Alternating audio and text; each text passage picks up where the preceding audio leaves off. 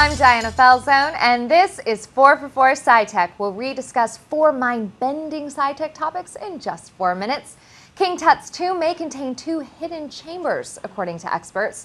James, what could these chambers have been? Well, obviously Al Capone's vault might be in there for all we know. Don't joke about that. I'm sorry, this is serious stuff. Right? So, an archaeologist for a while now, there's been rumours that it could be, Nefertiti's tomb might be inside one of these hidden vaults.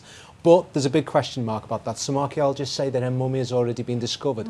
But now the Egyptian Antiquities Authority is going to basically be looking at this much more closely. But there's a big challenges ahead for them. Yeah. I think what's way more fascinating than who is in the tomb is how they're going to use technology to see into the tomb before they actually break any walls down, because there's certain art on the walls that they can't, and this is archaeology. It's amazing. And the guy that suggested earlier this year that there was an extra chamber used it by looking at high-tech laser scans that were in the public domain of the walls in this tomb. So basically we could have found it if we were looking hard enough. Well, that's incredible, but like you said, it's keeping valuable artifacts maintained so that you're not busting through and, like you said, destroying art or maybe one of the skeletons that could be lurking in the chamber, like Nefertiti. NASA confirms Mars has flowing liquid water. Lauren, does it make it more feasible now that people could one day dwell on the red planet? Not exactly. So this water is brine water, so it has salts in it known as perchlorates, but these aren't the kind of salts that you have on your dinner table, so drinking them would probably be pretty bad for your health. Okay. What it does do is it strengthens the odds that extraterrestrial life might be on Mars, so that's why the news kind of broke the internet on Monday. James? And when we're talking about extraterrestrial life, we're not talking about like little green men. No one expected that that was what we were going to see. We're talking about microbes, microbial life, that type of thing. But I think it's interesting, a lot of people are saying that this water could kind of feed into the plans for manned flight to Mars. I'm not sure exactly how that's going to pan out, but I want to hear more. I'm not going to sign up for the next trip to Mars by any means, but I think it's fascinating that there could be life on Mars. I've been saying for years that I think there might be life outside. Of course, that's not accurate at all. But you know what? I'm excited for it. I'm excited too. I just hope that people don't keep putting all their money into Mars and space exploration. We have so many problems here on Earth. I'm a human being. We should focus on Earth. Edward Snowden makes his Twitter debut. Oh, that's Snowden.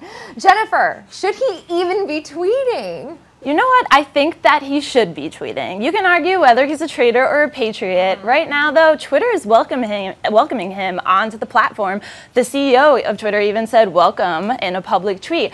And you know what? He got more than 1 million followers in less than 24 hours. So clearly people care what he has to say. Yeah, he just hit the 1 million mark this morning. So this is very interesting. I'm surprised, if anything, that it's taken him this long to get onto Twitter, because like his profile, even though he's in exile and everything else, like his profile has really been high, and this is just going to keep it up there. Instagram is probably going to be next. I think his priorities are definitely in line, because most of his tweets were directed at Neil deGrasse Tyson. He even talked about water on Mars, so at least he's a science advocate, but other than that, I mean, I'm excited to see what he tweets next. I'm sure it'll be interesting. He is following the NSA, which is a little tongue-in-cheek there. I don't know if they're following him back, but they are definitely watching him, that's for sure. It's a very ballsy move when you think about what he's doing, but in terms of Twitter welcoming him on the platform, they have all shapes and sizes and forms of people, including a lot of ISIS. So that's no coup.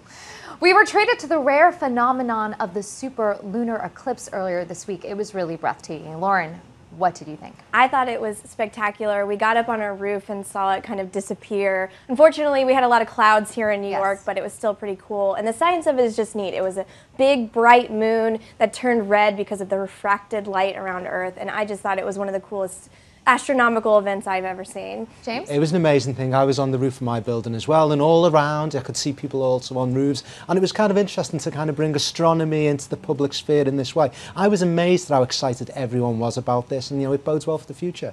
I'm a huge science nerd, but I was in Virginia where there was a huge storm, so I didn't see it at all. We didn't even bother to go outside, but I followed everyone's pictures on Facebook and Snapchat. Yep, and this happened, I think, 33 years ago.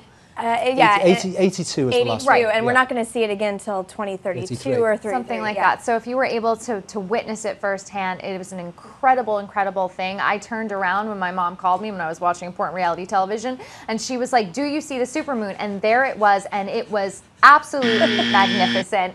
And I took lots of pictures, so feel free to follow on Twitter for all those nice supermoon updates. Oh, nice plug. It's true. I really did take up to date. Now you know what you think. Tell us what you think on Twitter with the hashtag 444SciTech.